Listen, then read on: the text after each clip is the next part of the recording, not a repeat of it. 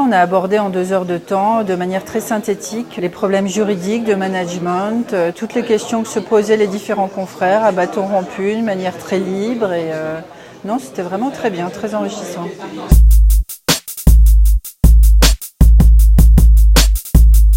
Peut-être plus particulièrement les questions de management, les problèmes de marge, parce que je m'apprête en effet à recruter quelqu'un, donc j'étais intéressée de savoir les questions que se posaient les confrères. Je pense qu'il faut vraiment venir à l'IFEC, écouter les confrères et partager. Oui, c'est toujours très intéressant, oui, très enrichissant.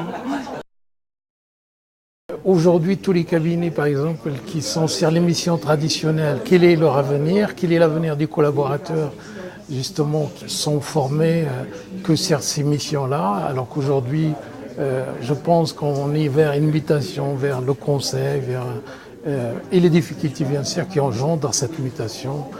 Voilà tous les sujets que j'ai retenus, qui me paraissent très intéressants à traiter, bien évidemment, aussi dans l'avenir.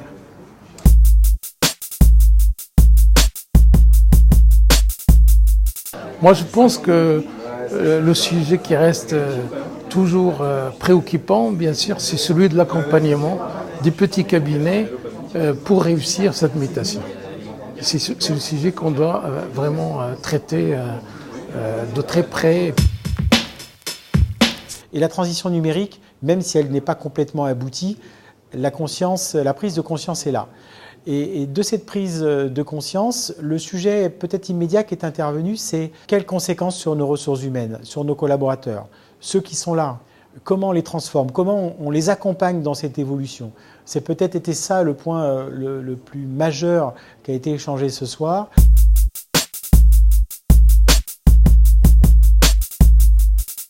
La méthode, le rythme, les contraintes, les obligations qui nous sont données sont complètement hallucinantes et ont été mises en place sans coordination avec la profession.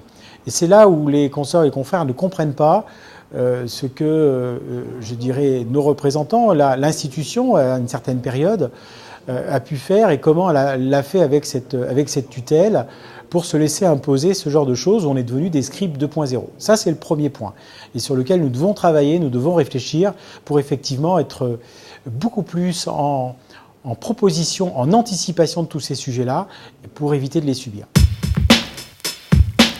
Le message ambiant nous évoque beaucoup de nouveaux marchés, beaucoup de nouveautés sur le particulier, le tiers de confiance, le visa fiscal.